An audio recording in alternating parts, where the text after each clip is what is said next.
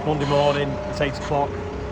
Apparently, according to the comments last night, it's time to put the flag to full mast. So, going up. No, I'm not liking heights today either. Don't think it's going to reach, or is it?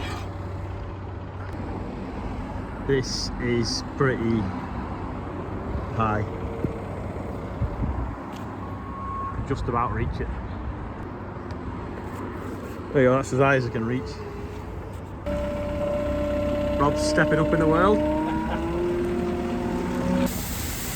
Quick swap from next door's wheat back to our wheat.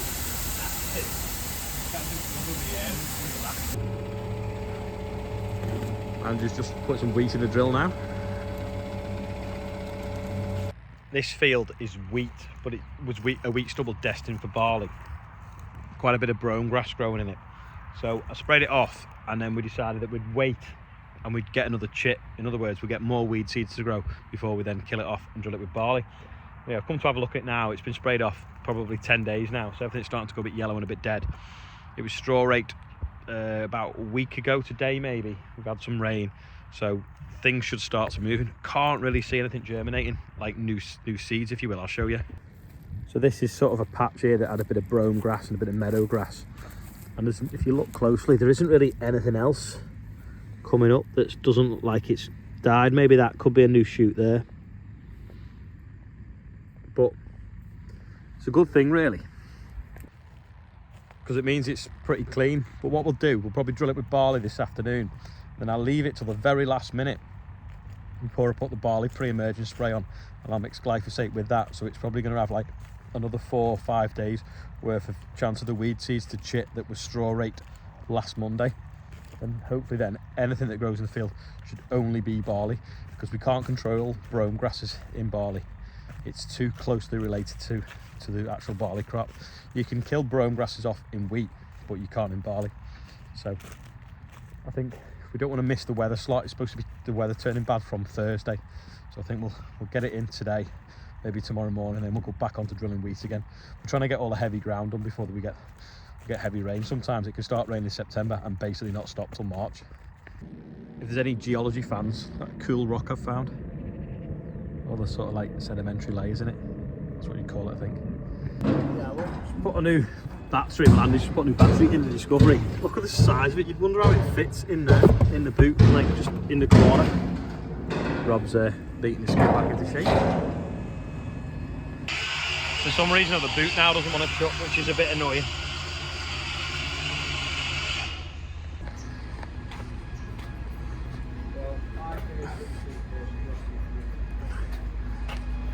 They're here. Measuring.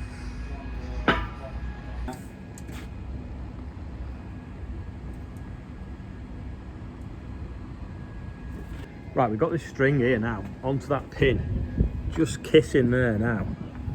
That's not even touching. See? And then we've got it tied off here. And if you look, you can really see how much it's bent. Right, you can see better from over here. It's like in and up. That tube there should go straight.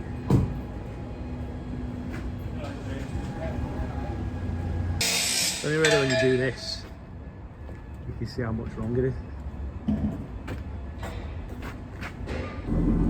I'm in the fast track, just going to couple up to this trailer.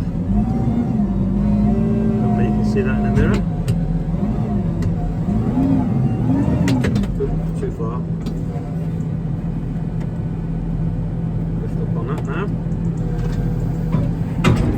There we go. All the way up till they get the click. There we go. We'll put the pipes in now along with the brakes. Just put the spool in constant flow until we let the ramps down. Hopefully I can fit them all on. Fold the ramps up now, that should keep Andy busy for the afternoon. Andrew. There we go, back on with the barley now. Just got your seed at the field now, just going to unload the Merlot for him before I take the fast track away and go spreading muck. It's going to be going in nicely.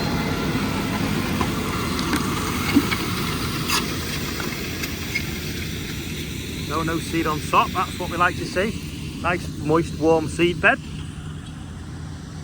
Minimal ground disturbance as well. Textbook. These are slightly running out of line. They're all right, but these on something last year got slightly tweaked there. But you can adjust the angle of that axle there. So just trying to get that so it runs a bit more shape of that one. We just tried them, but we only had one spanner with us and we've ended up twisting it worse. See how it's like that instead of like that. So Rob's just bringing us another spanner so we can crack that off and set it right angle. Because it's rumbling along and flicking the soil out the slot rather than pushing the sidewall in. Yeah, that wheel was just running there and it was just flicking the soil to the side rather than firming it in. So, see further up the field there. So we'll try and reset it better so it's running on the edge, shoving the slot shut.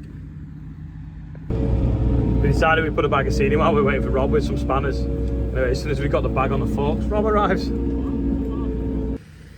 So if you twist this now, so it changes the angle completely. So that's like flicked in at the top. Now if you do that, it's like flicked in at the bottom. So it's just a case of getting it to sit at the right angle to the rest of them.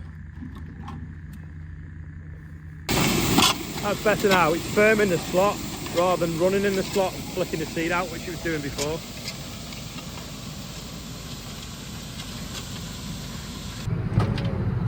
Simon's 939 is here for a load of wood chip. It's a monster, that trailer, isn't it? Look at the size of it. Spraying this off now. I want to spread that muck on it in a minute, but the muck will obviously bury the weeds that I want to kill. So that's why I'm putting some spraying on first. And then just have to go over the muck pile so I can move quite high. And then this will all be dying off. This will be drilled with wheat as well this week as well when the seed arrives. We've run out of seed at the moment. It's 5:30. Finally got out with the muck spreader because we've all been doing different jobs. No half loads here, but next door's just rung. There's someone on the field with dogs and a pickup. The field that's drilled with oilseed rape, so we're going to go shoot around there and see what's going on. Turns out it's the guy that sometimes comes in his van training his hawk with a drone, where he like drops something off his drone and the hawk picks it up, but he's got a different vehicle, so we thought it was someone else and he had a dog with him as well, or two dogs with him running around. So I don't think he'd realised the field was drilled with oilseed rape, so anyway, I told him to keep to the edge.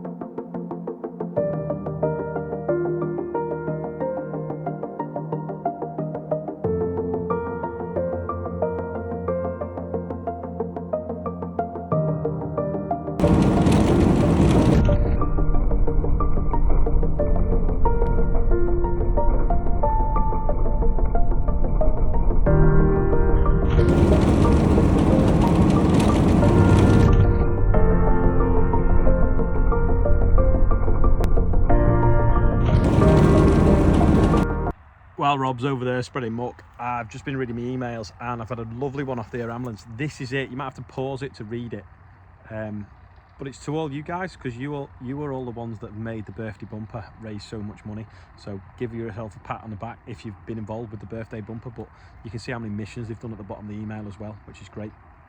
It's gone a bit dark, so we've got to flip the camera to do the birthday bumper. So we've got Dan Barmer, which is tomorrow, he's 43. Evie Peacock is 14. Fiona Atkinson is 40. Don't worry, life begins at 40.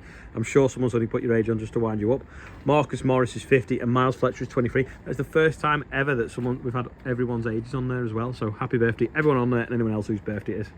Anyway, that's about it for today. Thanks to everyone that's been watching today. Don't forget, if you made it this far, click like, because it really helps the YouTube algorithm. And also, don't forget to comment if you've enjoyed it as well. Say what's your best bit.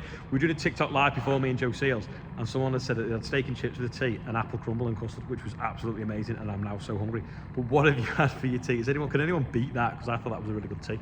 Anyway, I'll see you tomorrow.